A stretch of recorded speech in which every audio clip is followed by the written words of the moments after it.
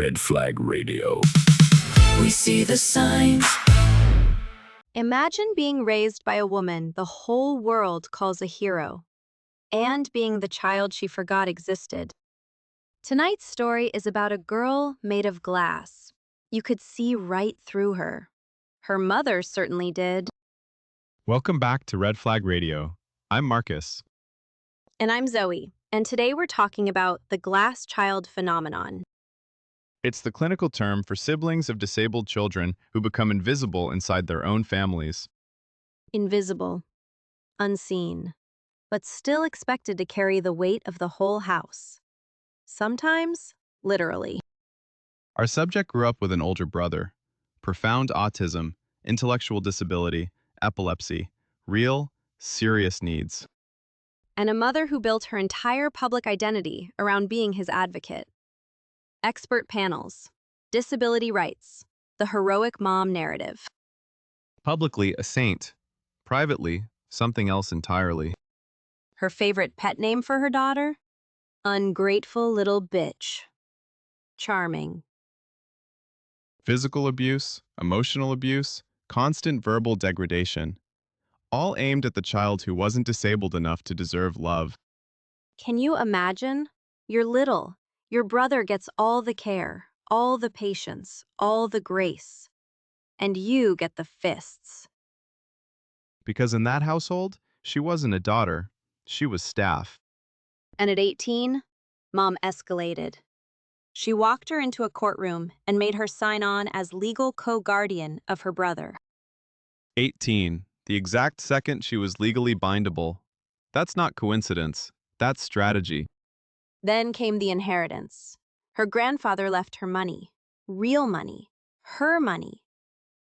Mom spent it on a house. For the brother. The daughter lived there for 3 years with rotating staff. Staff who sexually harassed her. In the house her dead grandfather bought her. Let that sit for a second. Her inheritance became his infrastructure, and she became live-in labor. Then she met someone, a good man, started building a life, fell in love with his kids, started raising them as her own. That's when the smear campaign began. Mom told people he was a pedophile and a terrorist at the same time. No evidence, no coherence, just 2 maximum damage accusations stacked on top of each other. She sent filthy messages to his family. She even impersonated the disabled brother to write about her daughter's sex life. Using a nonverbal man as a sock puppet to sexually harass his own sister, that's a new low, even for this show. And the stepkids, the ones she's raising, Mom doesn't count them. Only real grandchildren exist.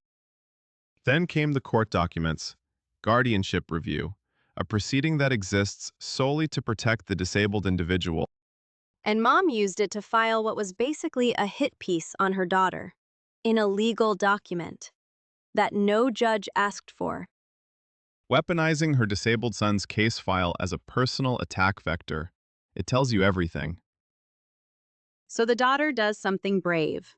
She invites Mom to a cafe, public place, controlled environment. Smart. Narcissists behave differently with witnesses. And she says it, calmly. I'm resigning as his guardian. Mom screams. Mom begs. Mom threatens court, legal fees, financial ruin. And the daughter says one sentence, over and over. I cannot be his guardian. No justification, no debate, no hook for Mom to grab. Mom's final shot. You'll have to go to court. Daughter. I know. 2 words. Entire empire collapses.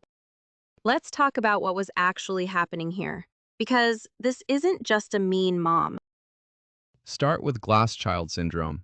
Siblings of disabled kids who become emotionally invisible. Their needs get coded as selfish. Then, parentification. When a child is forced into a caregiver role, not babysitting, legal, financial, physical responsibility. Layer in maternal narcissism. The child exists exists to serve the mother's image and needs, not as a person. Add financial abuse. Her inheritance wasn't stolen in a dramatic heist. It was quietly redirected into mom's project. And Darvo, deny, attack, reverse victim and offender. When the daughter set a boundary, mom became the victim. The smear campaign is textbook, pedophile, and terrorist. Because narcissists don't care about coherence, they care about damage. Then the narcissistic discard. The moment you stop being useful, you stop existing. Mom went silent the second the daughter said no. Not hurt silent, strategic silent. Because grief would imply love. This was inventory management. Let's go back to that cafe, because that scene is everything. The daughter didn't yell. She didn't cry. She didn't list grievances. She said one sentence. I cannot be his guardian. That's not an argument. That's a fact. Facts don't negotiate. The Zoom hearing lasted 3 minutes. No lawyer needed. None of mom's revelations mattered. The court didn't care about mom's opinion of her daughter. The court cared about the disabled man.